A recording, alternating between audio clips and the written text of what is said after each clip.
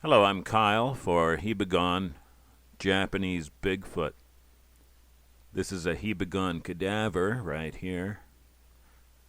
And this is my book about the Hibagon. And this video series is the supplement to the book. This video continues my report of our autumn trip to Mt Hiba. On the Saturday afternoon, we climbed Mt Hiba. Now, there are 3 ways up the mountain from the prefectural forest side.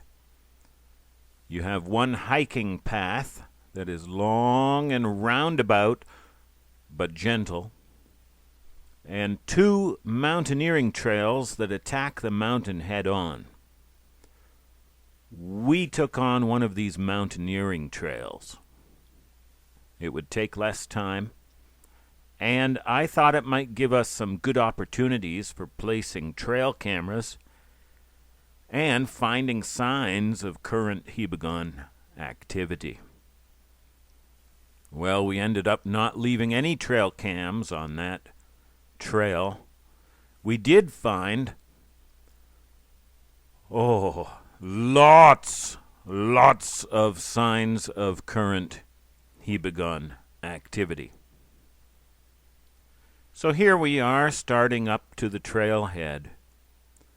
If you remember, Mt Hiba is the birthplace of Japanese ironwork, and it is rich in iron sand. This is the ruin of an old slide and pit where they would separate the iron from the granite sand. They'd use water to wash it down here and wash it out. This was used over 1,000 years ago. Very interesting.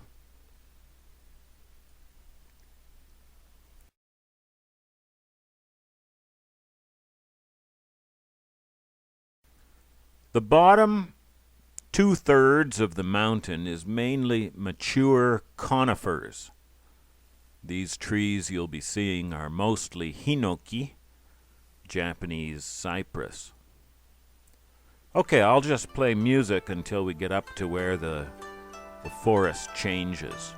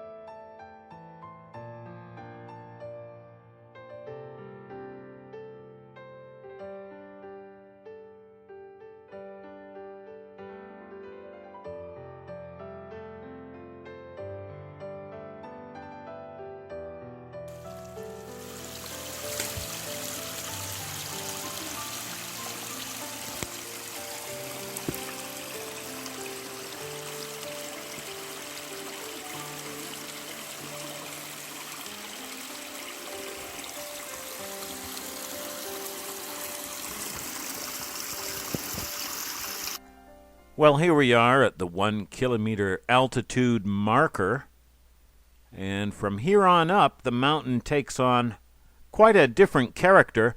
Instead of column-like cypress, we have leafy deciduous trees, and instead of a neat, clean forest floor, we get into bamboo.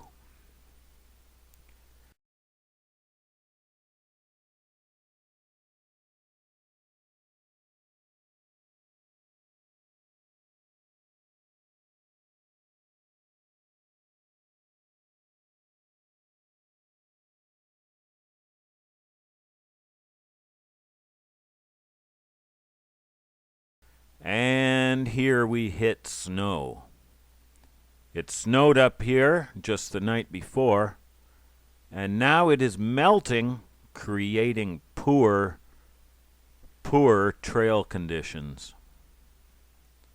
Poor trail conditions that only get worse as we go higher. The snow gets deeper, that snow melt heavier, and the trail wetter, muckier, and very, very slippery, and that was not good. Slip the wrong way, and you could be rolling quite a ways down. Not many pictures from here on because I had to hold my little girl's hand most of the time. Now, several times up here we heard rustling in the bamboo. Yeah, sustained rustling. Sometimes it sounded as if we'd surprised an animal, like maybe a wild boar. But why should they be surprised?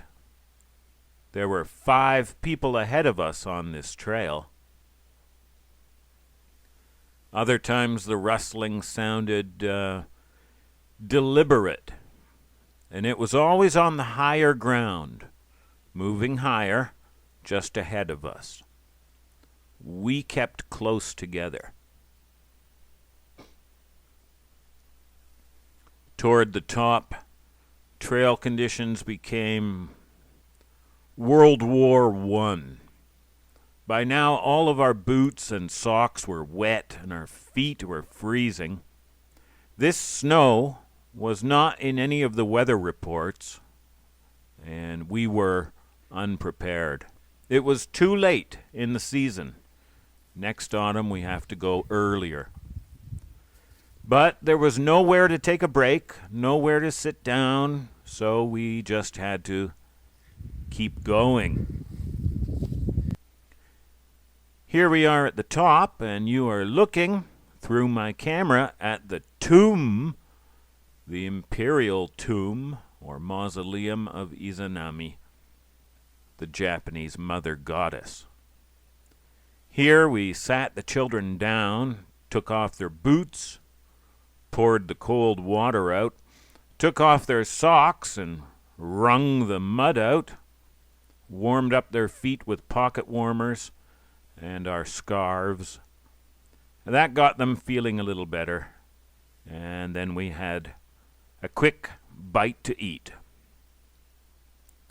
Exploring the top of the mountain was out of the question. We all had wet foot gear, and now the sky was feeling heavy, as if more snow might be coming. So we had to abort our plans for up top and just get down off this cold, wet, muddy, slippery, threatening mountain. We were the last party up that trail and the first party down. Last people up, first people down. Last up, first down.